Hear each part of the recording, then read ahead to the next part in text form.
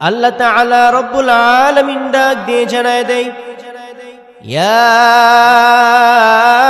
আইয়ুহাল্লাযীনা আমানু, হে ঈমানদারগণ। আল্লাহ তাআলা ঈমানদারদেরকে অতি মধুর ভাষায় ডাক দিয়েছেন। হে ঈমানদাররা, কে কোথায় আছো মনোযোগ দিয়ে শোনো। ইয়া আইয়ুহাল্লাযীনা আমানু লা তুলহিকুম আমওয়ালুকুম, তোমাদের ধন দৌলত, টাকা পয়সা, সন্তান সন্ততি তোমাদেরকে যেন আমার জিকির হইতে বিরত না রাখে। লা তুলহিকুম আমওয়ালুকুম ওয়ালা আওলাদুকুম আন যিকিরিল্লাহ, আমার জিকির হতে তোমার সন্তান সন্ততি, তোমার টাকা পয়সা, বাড়ি গাড়ি, ধন দৌলত যেন আমি আল্লাহ পাক রব্বুল আলামিনের জিকির হইতে তোমাদেরকে বিরত না রাখে। প্রিয় ভাইরা আমার, আমাদের সন্তান সন্ততি থাকতেই পারে, আমাদের টাকা পয়সা থাকতে পারে, আমাদের বাড়ি গাড়ি থাকতে পারে, ধন দৌলত থাকতে পারে, ওইটা হচ্ছে সমস্যা নাই, ভিন্ন কথা। তবে সবকিছু সাইড করে দিয়ে আপনার জিকির আগে রাখতে হবে। কথা বলেন ঠিক কিনা? সন্তান সন্ততিও আপনার থাকবে, টাকা পয়সা থাকবে, বাড়ি গাড়ি থাকবে, সন্তান সন্ততিও থাকবে, ওইটা তো আপনার থাকবে, এটা ঠিক কথা, ভিন্ন কথা, কোনো সমস্যা নাই। যেহেতু আল্লাহ তাআলা আপনাকে এই নিয়ামতগুলো দিয়েছেন, ওই নিয়ামতগুলো আপনাকে ধরে রাখতে হবে। তবে জিকির ছেড়ে নয়, জিকির রাখতে হবে আপনার সর্বোচ্চ আগে। জুমার নামাজের মধ্যে এসেছেন, এটাও আপনার জন্য একটা জিকির, ঠিক কিনা? আপনার টাকা পয়সার হিসাব করতে যদি আপনার জুমার নামাজকে ছেড়ে দিতে হয়, ওই টাকা পয়সাকে আপনাকে বাদ দিতে হবে, ঠিক কিনা? আপনার সন্তান সন্ততির জন্য, ধন দৌলত গুছানোর জন্য যদি আপনি জুমার নামাজকে বাদ দিয়ে দেন, তাহলে আপনি জিকিরকে বাদ দিয়ে দিলেন, আল্লাহর নাফরমানি করলেন। মনে রাখবেন যে নিয়ামতগুলো আল্লাহ তাআলা আপনাকে দিয়েছেন, এই আল্লাহর নাফরমানি করার কারণে একে একে আপনার সম্পদ সবকিছু ধ্বংস হয়ে যাবে, ঠিক না? সবকিছু ধ্বংস হয়ে যাবে। আসল কাজ যদি আমরা না করি, কাজের প্রফিটটাকে আমরা পাবো।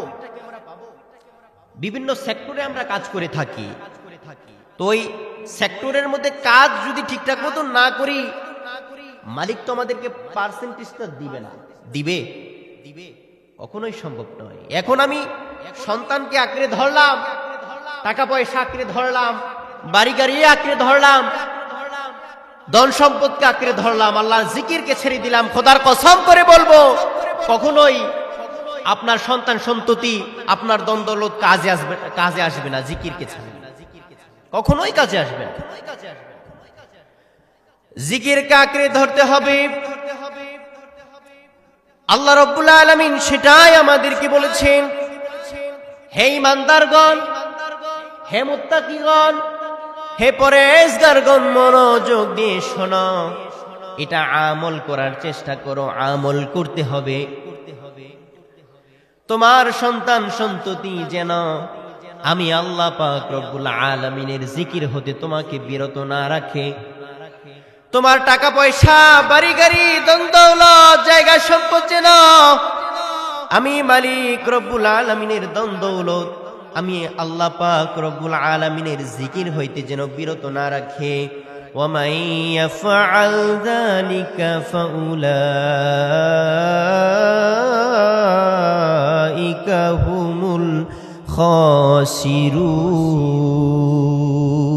আল্লাহু আকবার। আল্লাহ তাআলা ডাক দিয়ে জানায় দেয়, ওরে পৃথিবীর মানুষেরা, যদি এমনি ভাবে আমার জিকিরকে বাদ দিয়ে, আমার জিকিরের মধ্যে যতগুলো কাজকর্ম পড়ে, ওই কাজকর্মগুলো বাদ দিয়ে যদি সন্তান সন্ততিকে আঁকড়ে ধর, যদি টাকা পয়সাকে আঁকড়িয়ে ধর, যদি জায়গা সম্পদকে আঁকড়িয়ে ধর,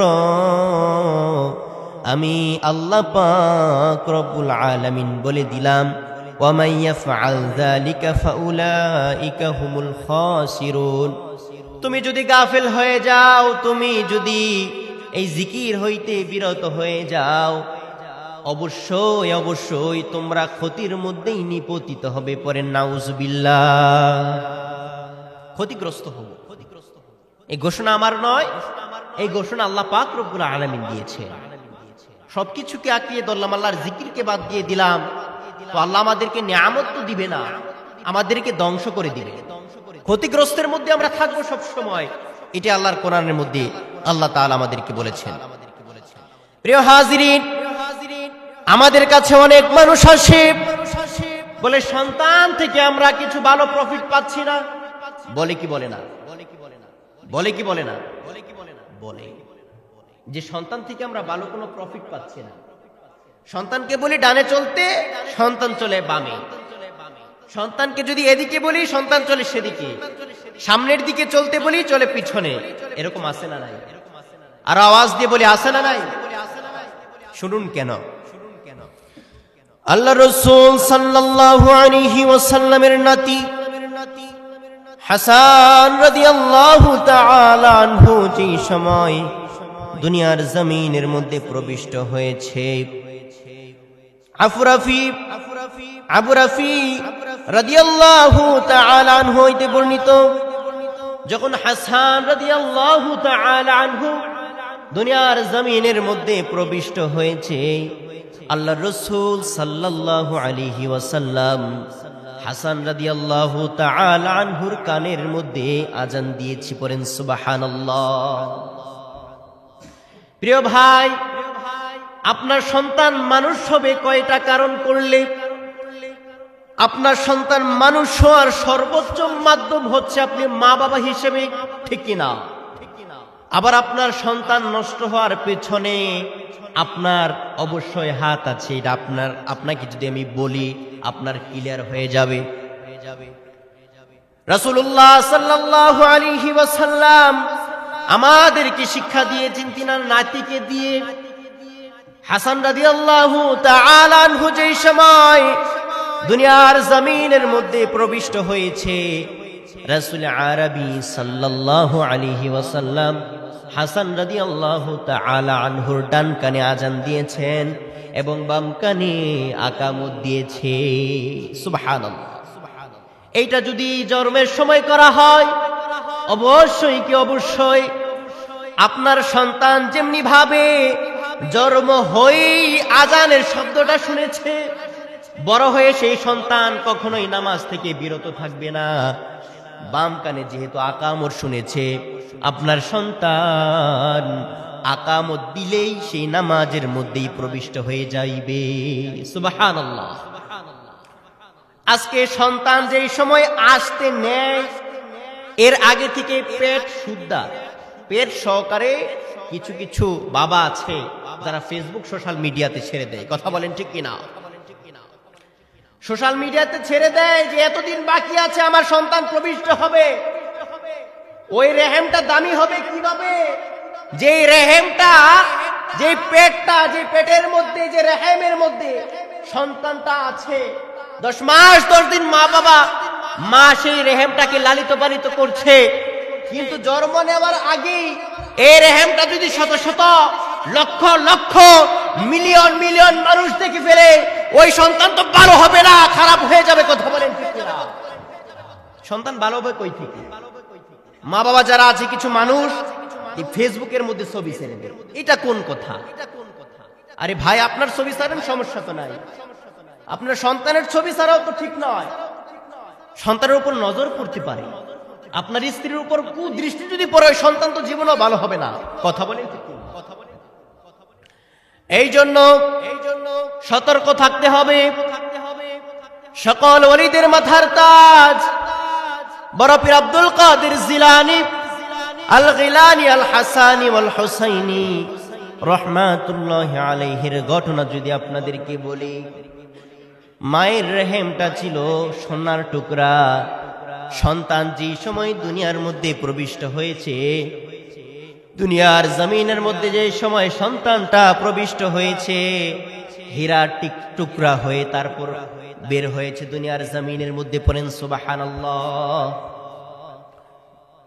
মা যেই সময় কোরআন শরীফ তিলাওয়াত করত, আব্দুল কাদের জিলানী আল গিলানী আল হাসানী ওয়াল হুসাইনী রাদিয়াল্লাহু তাআলা আনহু ওই রেহেমের মধ্যে কান দিয়ে শুনতো।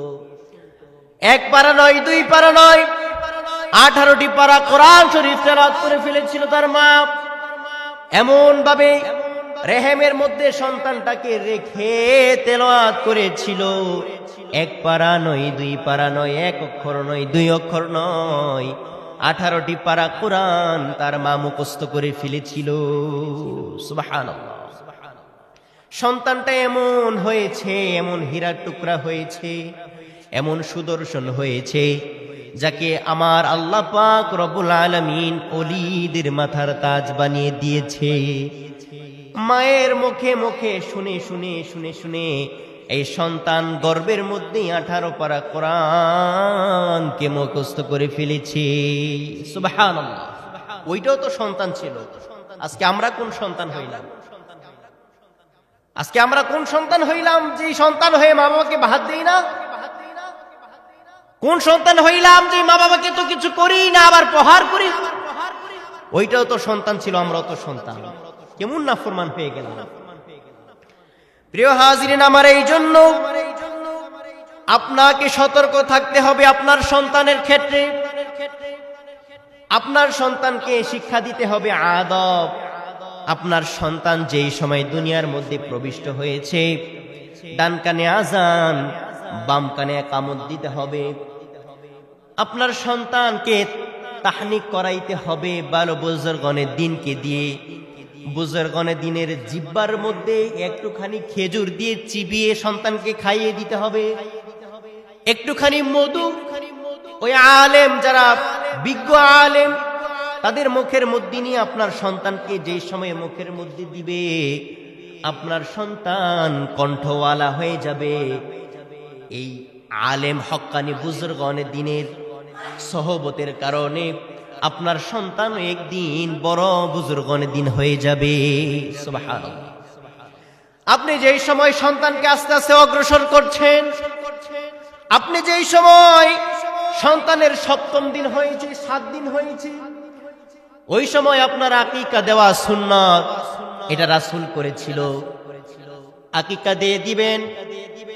ছেলে হলে 2টা বকরি, মেয়ে হইলে 1টা বকরি জবাই করে সাদকায়ে জারিয়া করে দিবেন, সবাইকে খাইয়ে দিবেন। আল্লাহ রাসূল বলেছেন, সন্তান দ্বারা ফায়দা পূর্ণাঙ্গ উঠানো যায় না ওই সময় যেই সময় আকিকা দেওয়া হয় না। আকিকা দিলে সন্তান থেকে পূর্ণ ফায়দাটা উঠানো যায়। বন্ধকি জিনিস দ্বারা যেমনি ভাবে পূর্ণাঙ্গ ফায়দা উঠানো যায় না, আপনার জিনিস টাকা পয়সার কারণে ব্যাংকের মধ্যে নিয়ে বন্ধক দেন, ওইখান থেকে তো পূর্ণাঙ্গ ফায়দাটা উঠাইতে পারতেছেন না। এমনি ভাবে আকিকা সম্পূর্ণ ছেলে এবং মেয়েদের থেকেও আপনি পূর্ণাঙ্গ ফায়দাটা উঠাইতে পারবেন না। আপনাকে আদৌ বলা ওই সময় থাকবে না, পূর্ণাঙ্গ আপনাকে সম্মান শ্রদ্ধা ভক্তিটা করবে না। ওই যে আকিকার মধ্যে আপনার ঘাটতি, কত টাকা আমরা বিভিন্ন জায়গার মধ্যে সেক্টরে নষ্ট করতে পারি, সন্তানের আকিকা দিতে পারি না। এটা তো মা বাবা হিসাবে আমাদের ভুল, ঠিক কিনা? জবাব দিতে করতে আল্লাহর কাছে। আল্লাহ রাসূল সাল্লাল্লাহু আলাইহি ওয়াসাল্লাম হাসান রাদিয়াল্লাহু তাআলা আনহু দুনিয়ার জমিনের মধ্যে প্রবিষ্ট হওয়ার পর ডান কানে আযান, বাম কানে ইকামত, 7ম দিন হয়েছে পরে আকিকা সম্পূর্ণ করে দিয়েছেন।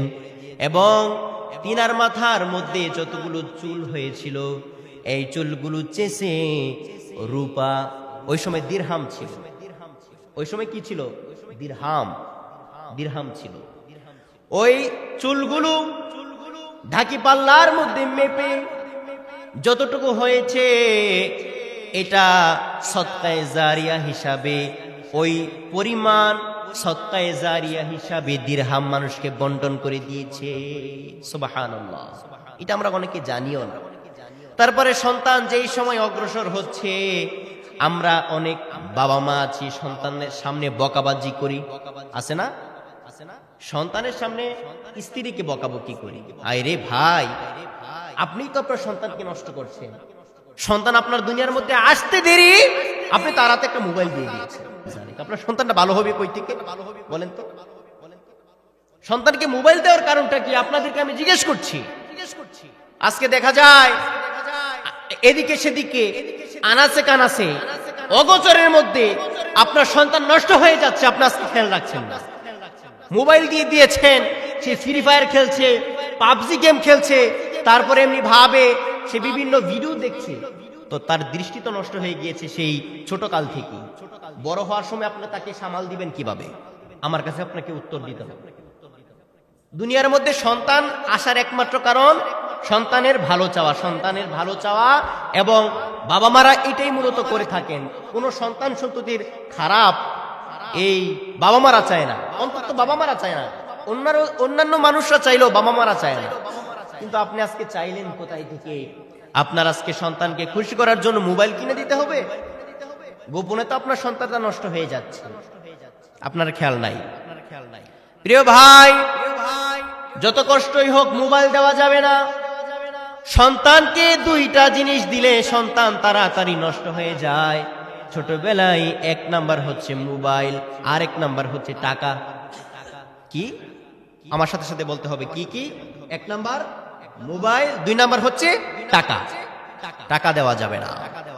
যা মন চাই খাওয়াবেন, কিনে দিবেন। কি দরকার বাবা বলো, কিনে দিব, টাকা দিব না। টাকার লালসা তার ভিতরে যেই সময় অ্যাকসেপ্টেড করবে, এই ছেলে মানুষ হবে। মোবাইলের নেশা তার মাথার মধ্যে যেই সময় সেট আপ হয়ে যাবে, শত চেষ্টা করার পর ওই নেশা থেকে তাকে ফিরাইতে পারবে, তাকে টানবে। এমন একটা ডিভাইস হচ্ছে মোবাইল। এটা ইহুদি নাসারাদের তৈরি, যেহেতু বোঝেন না বিষয়টা। হাসান রাদিয়াল্লাহু তাআলা আনহু সম্পর্কে বলছিলাম, তিনি যেই সময় দুনিয়ার মধ্যে প্রবিষ্ট হয়েছে, রাসূল আরবী সাল্লাল্লাহু আলাইহি ওয়াসাল্লাম তিনাকে আদব শিক্ষা দান করেছে। সেম টু সেম এটাই করতে হবে।